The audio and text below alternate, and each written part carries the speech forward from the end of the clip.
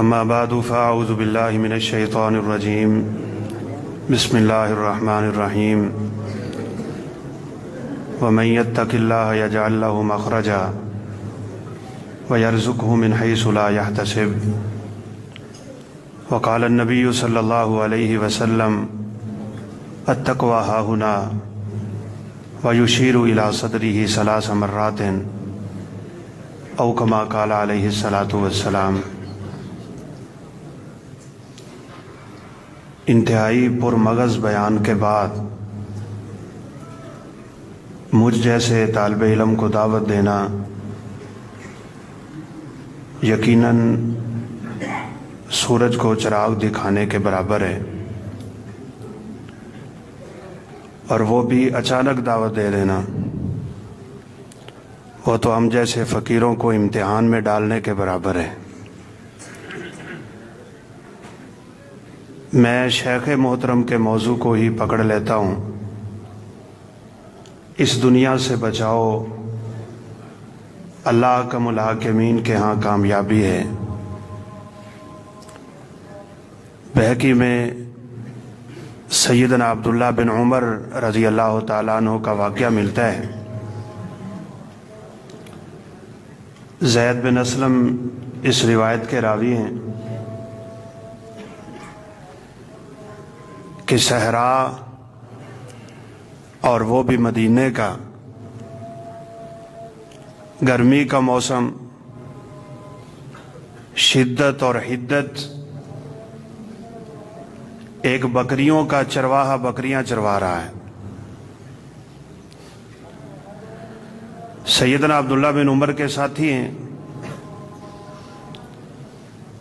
دسترخوان لگایا، کھانا حاضر ہوا تو عربوں کا دستور ہے کہ وہ زیادہ سے زیادہ لوگوں کو دسترخوان پہ جمع کرتے ہیں۔ کہا جاؤ اس بکریوں کے چرواہے کو لے کے آؤ۔ سیدنا عبداللہ بن عمر رضی اللہ تعالیٰ عنہ فرمانے لگے، بیٹا بیٹھو ہمارے ساتھ کھانا کھاؤ۔ تو اس نے آگے سے جواب دیا، انی صائم، میں نے روزہ رکھا ہوا ہے۔ سخت گرمی، 17 گھنٹے کا دن، عرب کا صحرا، تڑپتا ہوا موسم، بکریوں کا چرواہا، بکریوں کے پیچھے پیاس سے مارا ہوا، اس حالت میں اس نے روزہ رکھا ہوا ہے۔ سیدنا عبداللہ بن عمر چونک گئے۔ من صام یوما فی سبیل اللہ ابتغاء وجہ اللہ باعدہ اللہ من جہنم مسیرۃ 70 عاما۔ رب کی رضا کے لیے ایک روزہ رکھو گے، اللہ 70 سال جہنم سے دور کر دیتے ہیں۔ سردیوں کا موسم ہے، چھوٹا سا دن ہے، روزہ رکھ کے اپنے رب کو راضی کرنا۔ عبداللہ بن عمر فرمانے لگے، روزہ چھوڑ دو، نفلی روزہ ہے، کیا حرج ہے، چھوڑنے کی اجازت ہے، ہمارے ساتھ کھانا کھاؤ۔ وہ نہیں جانتا یہ کون ہے، کہ وہ جلیل القدر صحابی رسول ہیں۔ کہا تم مجھے دنیا کے کھانوں کی دعوت دیتے ہو، میں جنت کے کھانے تلاش کر رہا ہوں۔ امتحان لینے لگ گئے، جیسے ابھی آپ نے سیدنا سالم کا واقعہ سنا ہے۔ کہا پھر ایک کام کر لو۔ کہا کیا؟ اجازت دو تمہارے ریوڑ سے ایک بکری ذبح کر کے پھر ہم اپنے دسترخوان پہ رکھتے ہیں، تمہاری طرف سے کھانا ہو جائے گا۔ کہا یہ بکری میری نہیں ہے، یہ بکریاں میرے مالک کی ہیں۔ کہا تیرا مالک کون سا دیکھ رہا ہے، اتنی تعداد ہے، تم کہہ دینا کہ بکری کو بھیڑیا کھا گیا تھا۔ روایت کے الفاظ ہیں، اس بندے نے اپنا چہرہ پھیر لیا، ابن عمر رضی اللہ تعالیٰ عنہ کی طرف اس نے اپنی پشت کر دی۔ आसमान की तरफ उंगली उठाई और इस तरह मुड़ते हुए जा रहा था कि उसकी जुबान पे ये कलमा था, ऐन अल्लाह ऐन अल्लाह ऐन अल्लाह। अगर मेरा मालिक नहीं देख रहा तो मालिक कायनात तो देख रहा है। चला गया। इब्ने उमर रज़ी अल्लाह ताला अन्हु जब कभी इस वाक़े को याद करते, अपनी नजरें आसमान पे गाड़ लेते, उसी चरवाहे की तरह उंगली उठा लेते और लफ्ज़ ऐन अल्लाह जब अपनी जुबान से अदा करते थे तो दाढ़ी आंसुओं से तार हो जाती थी। अल्लाह कहाँ है? काश मेरे और आपके दिल में हमेशा के लिए, हर मौका, हर वक्त, हर लहजा, हर लम्हा ये तसव्वुर बैठ जाए कि जब कोई नहीं देखता तो अल्लाह तो देख रहा है। हदीस आपने सुनी है, इब्ने माजा में है। सैयदना सोबान रज़ी अल्लाह ताला अन्हु इसके रावी हैं। आपने फरमाया, ला अअलमन्न अक़वामन मिन उम्मती यअतून यौमल क़ियामति बिहसनातिन मिस्ली जिबाल तिहामतिन। आपने फरमाया, मैं अपनी उम्मत के उन लोगों को अच्छी तरह जानता हूं, तिहामा पहाड़ों जैसियां नेकियां लेके आएंगे। शेख साहब वज़ाहत फरमा रहे थे, तिहामा 5 इलाकों का नाम है। आप में से बहुत से लोग सऊदी अरब गए होंगे। अल्लाह ताला हम सब को हरमैन शरीफैन की ज़ियारत नसीब फरमाए। जद्दे का नाम सुना हुआ है? जद्दा है, जाजान है, कुनफुजा है, यम्बो है और बहुत से इलाके हैं। इनके पहाड़ों को अगर शुमार किया जाए तो शायद हम पहाड़ शुमार नहीं कर सकते। फरमाया, उन पहाड़ों जितनी नेकियां लेके आएंगे, लेकिन अल्लाह क़यामत के दिन वो नेकियां हवा में उड़ा देगा। क्यों? उनके दिल में रब का खौफ नहीं है, उनके दिल में रब का डर नहीं है, तकवा नहीं है, परहेजगारी नहीं है, लिल्लाहियत नहीं है, खशियत नहीं है। लोगों के सामने और होते हैं, रब के सामने और होते हैं। इदा खलौ इंतहकू महारिम अल्लाह सुब्हानहू व तआला। अकेला होता है तो अल्लाह की हराम करदा चीज़ों की परवाह ही नहीं करता। ऐसी हदीसें तो यकीन करें हम जैसे लोगों को झंझोड़ के रख देती। कोई मौलवी साहब है, कोई खतीब साहब है, कोई कारी साहब है, कोई आलिम है, कोई फाजिल है, कोई क्या है, कोई क्या है। लेकिन शेख साहब की बातें सोने के पानी से लिखने वाली थी। जब अकेले होते हैं तो मोबाइल के टच पे कभी देखा है क्या हो रहा है? कभी उस वक्त मेरे और आपके तसव्वुर में ये बात गई है कि कल कयामत के दिन मेरी और आपकी जुबान पे ताला होगा? सुबह शाम सूरह यासीन की ये आयत पढ़ते हो, अल यौम नख्तिमु अला अफ़वाहिहिम व तुकल्लिमुना अयदीहिम व तशहदु अर्जुलुहुम बिमा कानू यक्सिबून। ये चतर मिजाजियां वहां भी दिखाने की कोशिश करेगा। सही तफसीली रिवायत है, क़यामत के दिन जब इंसान के बुरे अमाल उसके सामने खुले जाएंगे ना, तो ये इनकार करेगा। ये दुनिया की अदालत समझ रहा है बेचारा। कहेगा, या अल्लाह ये गुनाह मैंने नहीं किए, फरिश्तों ने वैसे ही लिख लिए। गलत बयानियां जो दुनिया में बुरी आदतें थी वो उसकी क़यामत के दिन भी नहीं जा रही। अपनी आदत पे नजर रखो। अल्लाह फरमाएंगे, तू अल्लाह के बंदे कहाँ खड़ा है? हम तेरी जुबान पे ताला लगाने लगे। जुबान पे ताला लग जाएगा। नख्तिमु अला अफ़वाहिहिम, हम उनकी जुबानों पे ताले लगा देंगे। व तुकल्लिमुना अयदीहिम, ये हाथ की उंगलियों के पोरे बातें करने लग जाएंगे। ये तेरी उंगली बोल के बताएगी तू क्या करता रहा है। जब अकेला होता था तो कौन सी वेबसाइट खोलता था? तेरे फेसबुक पे, तेरे व्हाट्सएप पे, तेरे यूट्यूब पे, तेरे ट्विटर पे, तेरे इन हिसाबात पे जो तूने सोशल मीडिया पे बनाए हुए थे, तेरे हाथ क्या हरकतें करते थे, तेरी उंगलियां क्या करती थी, तू क्या करता रहा, क्या खोलता रहा, क्या भेजता रहा? क्या तुझे उस वक्त ये ख्याल था कि मेरा रब मुझे देख रहा है? खुदाए जुल जलाल की कसम है, अल्लाह चाहे तो जमीन फौरन फट सकती है, लेकिन ये तो उसका करम है, ये फजल है। अल्लाह फरमाते हैं, अगर मैं लोगों को गुनाहों की वजह से पकड़ना शुरू हो जाऊं तो बड़ी जल्दी दुनिया का फैसला हो जाएगा, लेकिन मैं पर्दे डाल लेता हूं, मैं मोहलते देता हूं। میں توبہ کا دروازہ کھولے رکھتا ہوں، لیکن اس وقت کاش ہم نے سوچا ہوتا کہ کیا نعوذ باللہ من ذالکا لوگوں کی نظروں سے زیادہ رب کی نظر حقیر ہو چکی ہے ہمارے لیے۔ اللہ معاف فرمائے۔ یستخفون من الناس ولا یستخفون من اللہ وہو معہم اذ یبیتون ما لا یرضی من القول۔ اللہ فرماتے ہیں لوگوں سے ڈرتے ہو، مجھ سے نہیں ڈرتے؟ ما یکون من نجوی من ثلاثۃ الا هو رابعهم ولا خمسۃ الا هو سادسهم ولا ادنی من ذالک۔ اللہ فرماتے ہیں تم تین ہوتے ہو تو یہ نہ سمجھو ہم تین ہیں، چوتھا رب ہوتا ہے، چار ہو تو پانچواں وہ ہے۔ اس کی نظر تو سمندر کے اندر اندھیرے میں پہاڑ کے نیچے چلنے والے اس کیڑے کی حرکت کو بھی جانتی ہے۔ وہ عالم الغیب ہے، علام الغیوب ہے، اس کی نظر سے کوئی چیز مخفی نہیں، نہ اس کے علم سے کوئی چیز مخفی ہے۔ اس لیے شیخ فرما رہے تھے کہ رب تعالیٰ کی معرفت حاصل کرو۔ کون ہے تمہارا رب؟ کون ہے؟ جتنی معرفت حاصل کرو گے تمہارے دل میں تقویٰ پیدا ہوگا۔ فَاعْلَمْ أَنَّهُ لَا إِلَهَ إِلَّا اللَّهُ۔ اللہ فرماتے ہیں یہ گواہی دینے سے پہلے جان تو لو اللہ ہے کون ہے، کون ہے، اس کی ہیبت کیا ہے، طاقت کیا ہے، جرت کیا ہے۔ مسند احمد کی روایت ہے، ذرا آپ اس الفاظ پہ تھوڑا سا غور کر کے دیکھیں ہمارا رب کون ہے۔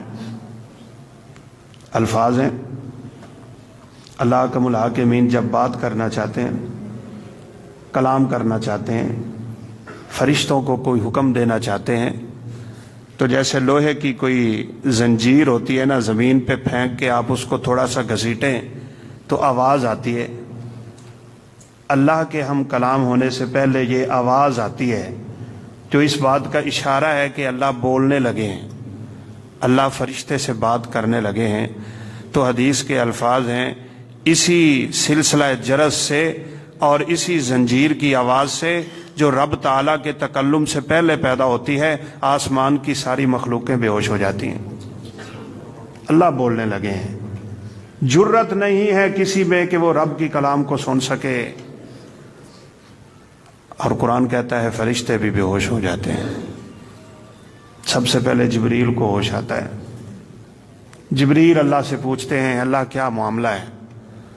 اللہ جبریل سے خطاب کرتے ہیں، حتی اذا فزع عن قلوبہم قالوا ماذا قال ربکم قالوا الحق۔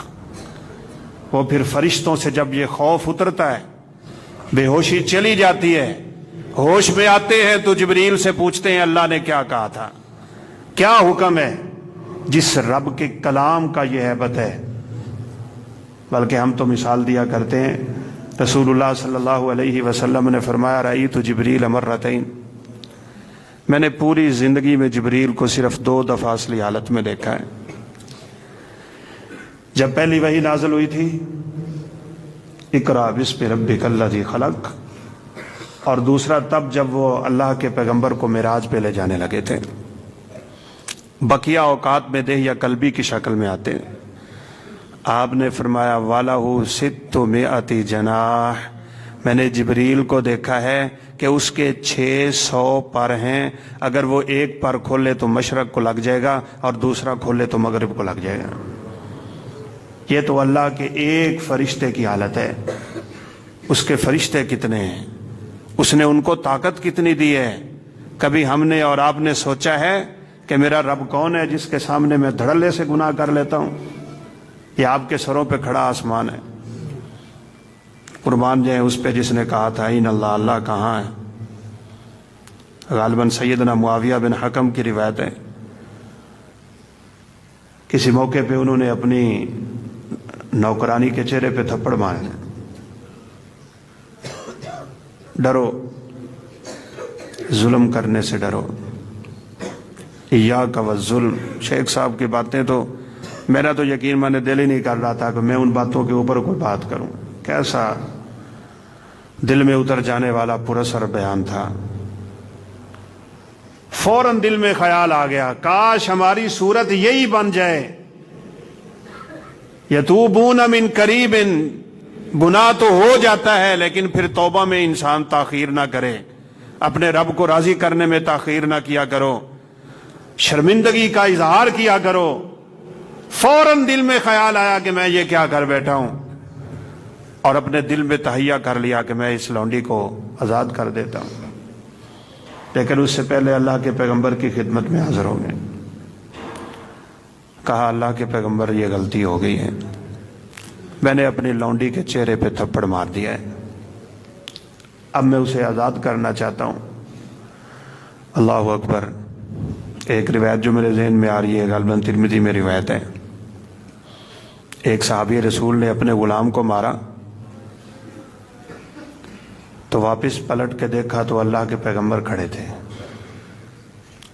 مارنے کے بعد دل میں خیال آیا، اس کو فوراً آزاد کر دیا تو رسول کائنات علیہ الصلوۃ والسلام نے فرمایا تھا وہ رب اس سے زیادہ قادر ہے جو تو اس کے اوپر کر رہا ہے، جس میں اشارہ تھا کہ اگر تو اس کو آزاد نہ کرتا تو شاید اللہ تجھ سے بھی انتقام لیتے۔ آپ نے اس لونڈی کو بلایا اور اس کو بلا کے آپ صلی اللہ علیہ وسلم نے پوچھا این اللہ، بتاؤ رب کہاں ہے، اللہ کہاں ہے؟ اس نے بھی آسمان کی طرف انگلی اٹھائی تھی اور کہا السماء فی السماء، میرا اللہ آسمانوں پہ مستوی ہے، وہ عرش پہ مستوی ہے۔ آپ صلی اللہ علیہ وسلم نے فرمایا میں کون ہوں؟ کہا آپ اللہ کے رسول ہیں۔ فرمایا ایتے کہا میرے صحابی اس کو آزاد کرو، یہ تو رب کو ماننے والی ہیں۔ لونڈی بھی جانتی ہے اللہ کہاں ہے، اس کا یہ مطلب نہ سمجھنا کہ بس یہ پتہ کرنا تھا اللہ کہاں ہے۔ ایسی باتوں کا مطلب یہ ہوتا ہے کہ وہ رب جو عرش معلیٰ پہ مستوی ہے، جو زمین و آسمان کا مالک ہے، جو قوت و قدرت کا اور دنیا کی تمام طاقتوں کا سرچشمہ ہے، کیا تیرے دل میں اس رب کا خوف ہے؟ کیا تو اس پہ ایمان رکھتی ہے؟ کیا تو اس کی ہیبت کو جانتی ہے؟ کیا تو اس کے عذاب سے ڈرتی ہے؟ تو اس نے کہا ہاں میں جانتی ہوں اللہ کہاں ہے، وہ قادر ہے اس بات پہ کہ گناہ کرتے ہوئے انسان کو پکڑ لے۔ ہم لوگ تو ہمیں مولوی کہا جاتا ہے نا، آپ لوگ سوشل میڈیا سے ہم سے زیادہ واقف ہیں۔ یہ چند مہینے پہلے کی بات ہے، کسی یورپی ملک کی بات ہے، لڑکا اور لڑکی زنا کرتے ہوئے فوت ہو گئے، ڈاکٹر دونوں کو جدا کرنے کی کوشش کرتے رہے لیکن جدا نہیں ہو سکے۔ اللہ نے پوری کائنات کے سامنے ان کو ذلت کا نشانہ بنا دیا۔ وہ چاہے تو فوراً پکڑ سکتا ہے لیکن ڈھیل دیتا ہے، مہلت دیتا ہے، وہ دیکھتا ہے یہ بندہ کیا کرتا ہے۔ میرے اور آپ کے دل میں ہمیشہ یہ خیال ہونا چاہیے جہاں کوئی نہیں دیکھتا وہاں اللہ دیکھ رہا ہے۔ آج ہمارے مزاج بگڑ گئے، آج ہمارا ماحول بدل گیا، بلکہ ہمیں تو دیکھ کے افسوس ہوتا ہے۔ پہلے لوگ کہتے تھے اللہ دیکھ رہا ہے، آج کیمرے کی آنکھ آپ کو دیکھ رہی ہے۔ ہم ایک فیکٹری کو بھی جانتے ہیں، اللہ اس فیکٹری کے مالک کو جزائے خیر دے۔ اس نے اپنی فیکٹری اور کارخانے کی ہر دیوار پہ بورڈ لگایا ہوا ہے اور اوپر ایک عبارت لکھی ہوئی ہے اللہ دیکھ رہا ہے۔ بس اگر کسی بندے کے دل میں رب کا نام سن کے بھی خوف پیدا نہیں ہوتا، وہ اللہ احکم الحاکمین کے تصور کو ذہن میں لا کے بھی اپنے دل میں ڈر پیدا نہیں کرتا، اسے لاکھ مثالیں دے لو، اس کے لاکھ کیمرے لگا لو، اس کے سنورنے کا کوئی موقع نہیں ہے۔ بلکہ ایک کالج کے استاد تھے، پروفیسر تھے، بڑے ذہین فتین تھے، دیندار تھے۔ بچوں کو بات سمجھانے کے لیے نا وہ پہلے دن کلاس میں تشریف لائے اور ان کے پہلے دن کا لیکچر اور درس یہ تھا اللہ دیکھ رہا ہے۔ بس ایک ہی بات بچوں کو بتا دی اور ایک ہی بات کر دی، کہا اللہ دیکھ رہا ہے، اور اتنی ہی بات کر کے انہوں نے اپنا لیکچر ختم کر لیا۔ دوسرے دن، تیسرے دن، چوتھے دن، پانچویں دن میں نے اخبار میں مضمون پڑھا تھا، پورا ہفتہ استاد کا درس یہی تھا اللہ دیکھ رہا ہے۔ یہ بات بالکل سادہ ہے، ہر ایک جانتا ہے، ہم میں سے ہر ایک کو پتا ہے اللہ دیکھ رہا ہے، لیکن اس تصور کو دل و دماغ میں بٹھانے کی ضرورت ہے۔ میں اپنے عمل سے ثابت کروں کہ اللہ دیکھ رہا ہے۔ طالب علم ہوتے ہیں، ان کے ذہن میں یہ بات گئی لگتا ہے ساڈا استاد ویل ہے، یہ کچھ آندا کوئی نہیں، اے کوئی گل کرن والی اللہ دیکھ رہا ہے، یہ تو ہم بھی جانتے ہیں اللہ دیکھ رہا ہے۔ ہفتہ گزرا، استاد نے سبق شروع کر دیا، بات جب بھول گئی تو کہا کل تمہاری ذہانت کا امتحان ہے، ہر بچہ تم میں سے ایک مرغی اور ایک چھری لے کے آئے گا۔ چھوٹی کلاس ہوگی، لڑکے لے آئے، کہا آپ کے پاس 5 منٹ ہیں، ان 5 منٹوں میں آپ کی ذہانت کا امتحان ہے، آپ میں سے ہر بچہ مرغی کو وہاں ذبح کرے جہاں اسے کوئی نہیں دیکھ رہا۔ سب بچے مرغیاں ذبح کر کے، کوئی دیوار کے پیچھے، کوئی اوٹ کے پیچھے، کوئی درخت کے پیچھے، کوئی جھاڑی کے پیچھے، کوئی کہیں جلدی سے مرغیاں ذبح کر کے اپنی ذہانت کو دکھانے کے لیے آ گئے۔ اور ایک بچے نے سالم کی سالم مرغی لا کے استاد کے سامنے کہا تجھے پورے کالج میں کوئی جگہ نہیں ملی جہاں تجھے کوئی نہ دیکھے؟ اس نے کہا پورے کالج میں کوئی ایسی جگہ نہیں ہے جہاں اللہ نہ دیکھ رہا ہو۔ کہا اس کو سبق یاد ہو گیا ہے، کاش آج آپ کو ہمارا یہ سبق یاد ہو جائے کہ اللہ دیکھ رہا ہے۔ کافی ہے اگر ایک ہی بات تیرے دماغ میں بیٹھ جائے کہ اللہ دیکھ رہا ہے۔ رسول کائنات علیہ الصلوۃ والسلام ہے، سخت بھوک لگی ہوئی ہے، آپ کو ایک بڑی موٹی تازہ کھجور ملی بھی اپنے ہی بستر سے۔ سیدنا انس فرماتے ہیں فقلبها بین یدیہ، آپ صلی اللہ علیہ وسلم نے اس کھجور کو اپنی انگلیوں کے درمیان یوں پھیرا، آپ کھانا چاہتے ہیں، بھوک کی شدت ہے، لیکن آپ صلی اللہ علیہ وسلم نے یہ کھجور اس ڈر سے واپس رکھ دی کہ کہیں یہ صدقے کی نہ ہو اور صدقہ آل رسول پہ حرام ہے۔ آپ کے گھر میں ہدیے بھی آتے تھے، آپ کے گھر میں تحفے بھی آتے تھے، آپ کے گھر میں وہ بریرہ بھی تھی جن کو سیدہ عائشہ نے آزاد کیا تھا، ان کو بھی کھانے کے لیے لوگ بہت کچھ بھیجا کرتے تھے۔ زیادہ امکان اور رجحان یہ تھا کہ یہ صدقے کی نہ ہو، کیونکہ صدقے کے بارے میں آتا ہے اللہ کے پیغمبر تب تک اٹھتے نہیں تھے جب تک پورے کا پورا تقسیم نہیں کر دیتے۔ مجھے تو رہ کے شیخ صاحب کی باتیں یاد آ رہی ہیں، اس دنیا کی محبت سے اپنی جان چھڑا لو، اس سے کنارہ نہیں ہے، لیکن اس میں دل نہ لگاؤ۔ اللہ نے اس دنیا کی مثال پانی کی مثال دی ہے، انما مثل الحیات الدنیا کماء انزلناہ من السماء۔ بہت سے چہرے میرے سامنے وہ ہیں جو کھیتی باڑی کرنے والے ہیں،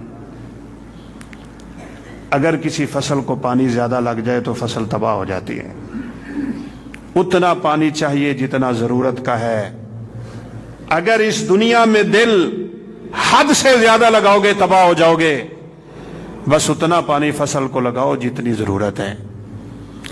پانی ایک حالت پہ ٹھہرتا نہیں ہے، پانی رنگ بدل جاتا ہے، پانی بہہ جاتا ہے، پانی نکل جاتا ہے، یہ دنیا نکل جائے گی، یہ بہہ جائے گی، یہ پانی کا بلبلہ ہے، یہ کھیل ہے، تماشا ہے، یہ لہو ہے، یہ لعب ہے اور کچھ نہیں، یہ میچ لگا ہوا ہے۔ بھائی اس کو حقیقت نہ سمجھو، یہ سمجھو کہ عارضی ہے، یہ فانی ہے۔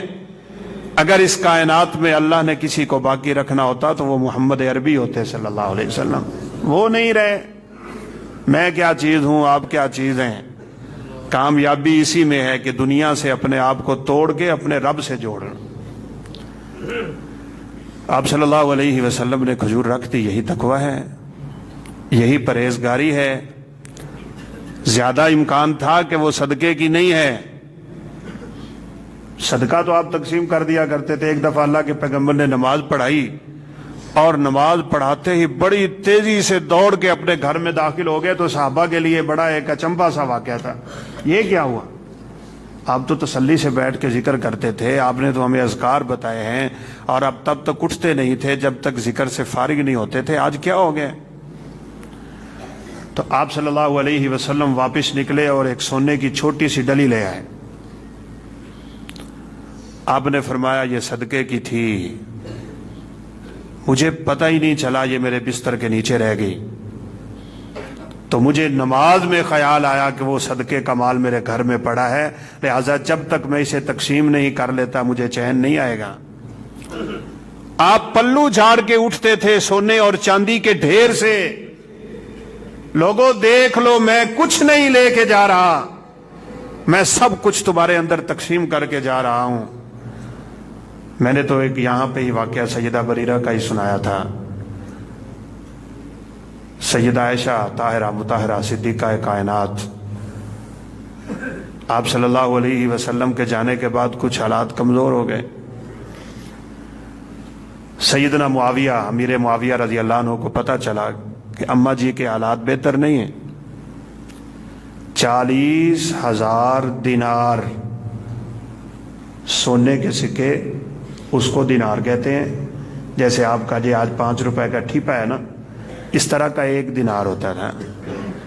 40,000 دینار اشرفیوں میں بھر کے سیدنا امیر معاویہ نے اماں جی عائشہ رضی اللہ تعالیٰ عنہا کی خدمت میں روانہ کر دیے اور کہا ماں جی پتہ چلا ہے آپ کے حالات بہتر نہیں ہیں، تو یہ میری طرف سے آپ کے لیے گزر بسر کے لیے ہے، آپ رکھیں اپنی زندگی گزاریں۔ سیدہ نے کیا کیا؟ اماں جی نے وہ ساری کی ساری اشرفیوں کی تھیلیاں الٹا دی۔ 40,000 سکے جمع کرو تو بھائی ایک ڈھیر لگ جائے گا۔ ہماری تو آنکھیں ہیرا ہو جاتی ہیں 4 روپے دیکھ کے۔ اللہ ہمیں اس دنیا کی محبت سے بچا لیں۔ ترمذی میں روایت ہے قیامت کے دن زمین قے کرے گی۔ قے جانتے ہیں آپ؟ جس کو ہم پنجابی میں کہتے ہیں الٹی کرے گی۔ سونا اور چاندی اور ہیرے اور جواہرات امثال الاسطوانہ یوں پڑے ہوں گے جیسے بڑے بڑے ڈھیر اور بڑے بڑے پہاڑ ہیں۔ چور ان ڈھیروں کے پاس سے گزر کے کہے گا ہائے کاش میں نے اس کی وجہ سے اپنا ہاتھ کٹوا لیا تھا۔ ایک گزرے گا میں نے اس وجہ سے رشتے توڑے تھے، ایک گزرے گا میں نے اس وجہ سے اپنے بھائی کو قتل کیا تھا۔ فرمایا یدعون ولا یاخذون منہ شیئا، یہ لوگ سارے اس سونے چاندی اور ہیرے اور جواہرات کے ڈھیروں کو چھوڑ کے آگے گزر جائیں گے، کوئی نہیں پکڑے گا، کیونکہ قیامت قائم ہو رہی ہے، قیامت کی ہولناکیاں ہیں۔ آپ صلی اللہ علیہ وسلم کا فرمان سن لو،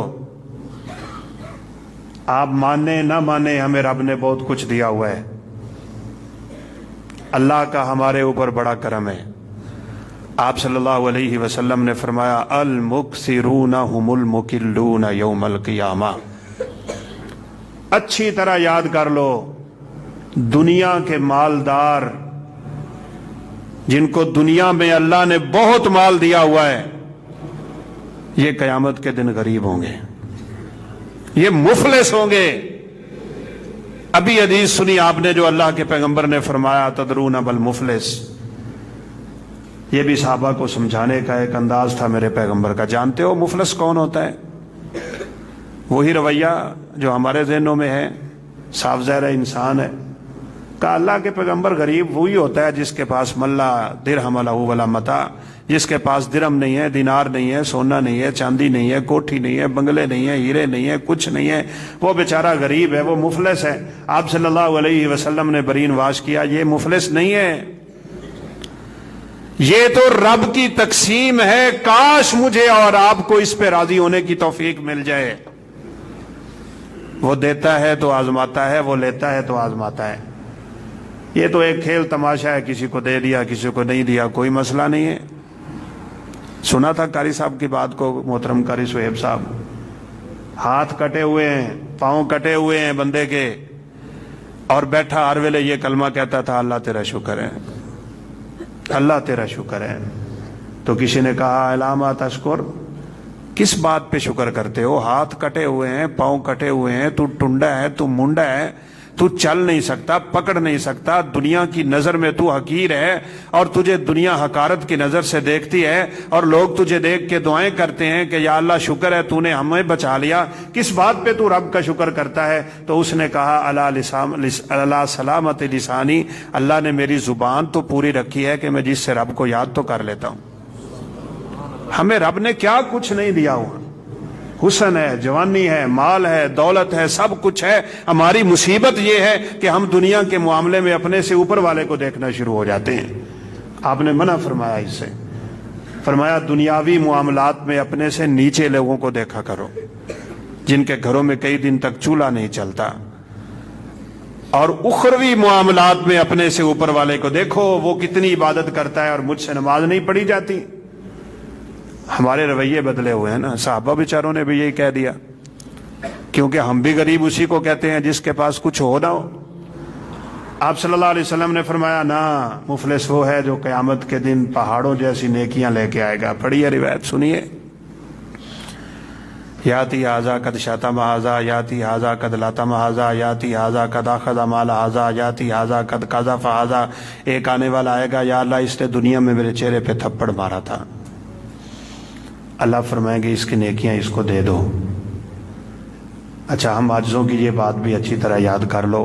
عبادتیں اپنی جگہ ہیں, لیکن حقوق العباد میں کبھی کمی نہ کر لینا. حقوق اللہ معاف کر دیتے ہیں, حقوق العباد اللہ معاف نہیں کریں گے. اسی بندے سے معافی مانگنا پڑے گی, اسی بندے کو راضی کرنا پڑے گا, اسی کے حقوق ادا کرنے پڑیں گے. تب تک تو اللہ توبہ بھی قبول نہیں کرتے جب تک تم لوگوں کے حقوق ادا نہیں کرتے. کوئی بات ہے نا, مجھے تو ہٹ کے شیخ صاحب کی باتیں میری زبان پہ آ رہی ہیں. ہم تو کم علم لوگ ہیں. حج کر لیا, عمرہ کر لیا, صدقے کر لیے, دیگیں چڑھا دی, خیرات ہو گئی, اور جناب سمجھا کہ بس بیڑا پار ہو گئے. وہ تیامہ پہاڑ جو 5 علاقوں کے پہاڑ ہیں ان کو جمع تو کرو, کتنے بنیں گے؟ اتنی نیکیاں ہواؤں میں اڑ جائیں گی, کوئی شے پلے نہیں رہے گی. حقوق لینے والے آ رہے ہیں, چہرے پہ تماچا مارا ہے, اس کو برا بلا کہا, اس کو گالی دی ہے, اس پہ بہتان لگایا, اس کا مال لیا ہے, اس کی میں تو کہتا ہوں جوتی پہن لی دنیا میں, جس کو ہم نے کچھ سمجھا ہی نہیں اور پہن کے چلے گئے. میں کی کرا جی, میری بھی تو کوئی پا گیا. جان نہیں چھوٹے گی قیامت والے دن, یہ یاد رکھنا. یہ چھوٹے چھوٹے معاملات کو بڑا سمجھو. کبھی کوئی شخص کسی پہاڑ سے ٹھوکر کھا کے نہیں گرا, ہمیشہ کنکریوں سے ٹھوکریں کھا کے لوگ گرتے ہیں. اسی لیے تو سیدنا انس فرمایا کرتے تھے, وہ گناہ جو تم یوں کرتے ہو کہ ناک پہ مکھی بیٹھی تھی اور اڑا دی, کوئی مسئلہ ہی نہیں ہے. ہم ان گناہوں کو یوں سمجھتے تھے کہ کریں گے تو ہمارے اوپر پہاڑ گر جائے گا, ہلاک ہو جائیں گے, برباد ہو جائیں گے. ہم تو انہیں اکبر الکبائر میں لے جاتے تھے کہ یہ اتنے بڑے کبیرہ گناہ ہیں کہ انسان کر لے تو اس کی زندگی کے سارے اعمال ہی برباد ہو جاتے ہیں. آج ایک مصیبت امت مسلمہ میں یہ بھی ہے, لوگ گناہ کو گناہ ہی نہیں سمجھ رہے ہیں. معذرت اگر کسی بھائی کو محسوس ہو, یہ داڑھی منڈانے کو کون گناہ سمجھتا ہے؟ یہ سگریٹ پینے کو کون گناہ سمجھتا ہے؟ شلوار کو ٹخنوں سے نیچے پھینکنے کو کون گناہ سمجھتا ہے؟ اپنی زبان سے کوئی اللہ کی ناراضگی کے کلمات کو نکال لینا کسی کو کوئی مسئلہ ہی نہیں ہے. یہ ہمارے بہت سے بھائی صبح و شام ایک دوسرے کو جب ملتے ہیں تو سلام کہنے کی بجائے گالی سے ایک دوسرے سے بات شروع کرتے ہیں. ان سے بات کر لی جائے تو کہتے ہیں جی اسی آپس میں بڑے فری ہیں, ہم ساڈا بڑا مذاق ہے, ماں بہن کی گالی دے کے مذاق ہے. رسول اللہ صلی اللہ علیہ وسلم نے فرمایا, انسان اپنی زبان سے کلمہ نکالتا ہے, لا یلکی لہا بالن, اس کو اس کلمے کی کوئی پرواہ نہیں ہوتی, اور وہی کلمہ اس کو جہنم میں گرا دیتا ہے. اور اس کے مقابلے میں نیکی کا نکلا ہوا کلمہ اور نیکی کی بات جو اس نے ویسے ہی نکال دی تھی, وہ اللہ کو اتنی پسند آتی ہے کہ اللہ اسی کے بدلے اس کو جنت دے دیتے. اپنے اعمال کو درست کرو, اپنی زبانوں کو درست کرو, اپنے افعال کو درست کرو, اپنے اقوال کو درست کرو, اپنے کردار کو درست کرو. بس اس میں ایک ہی بات بٹھا لو, اور وہ ہے تقوی الہی, خوف خدا اور خشیت الہی. یہ نماز جو ہم پڑھتے ہیں نا, بعض دفعہ اس طرح کے کلمے کہتے ہوئے ڈر تو لگتا ہے, لیکن حقیقت ہے اس میں ماتھا رگڑنا مطلوب نہیں ہے, زمین پہ اپنا سجدہ کر لینا اور ٹک جانا مطلوب نہیں ہے. اس نماز میں بھی اگر مقصود ہے تو وہ یہ کہ تیرے دل میں رب کا خوف آ جائے. میں اگر آپ کے سامنے خلاصہ بیان کر دوں نا پوری شریعت کا اور پورے دین اسلام کا, تو وہ خلاصہ یہ ہے کہ عبادت سے رب کو راضی کرو اور خدمت سے رب کی مخلوق کو راضی کرو, تمہارا بیڑا پار ہے. یہ نماز پڑھتے ہوئے پاؤں کیوں ملاتے ہو؟ کیوں شیطان آ جاتا ہے اگر درمیان میں فاصلے ہوں؟ یہ تیرا مسلمان بھائی ہے, اس کے لیے اپنے دل میں محبت پیدا کر, اس کے ساتھ اپنا تعلق خوبصورت کر, اور وہ مثال بن جو اللہ تجھے بنانا چاہتے ہیں کہ ایک ہی صف میں کھڑے ہو گئے محمود و ایاز, نہ کوئی بندہ رہا نہ کوئی بندہ نواز. بادشاہ کا سر تھا اور غلام کا پاؤں ہے. وہ پہلے آ کے صف میں کھڑا ہے. بادشاہ سجدہ کیا تو اس کے پاؤں کے اوپر اس کے سر لگ رہا ہے.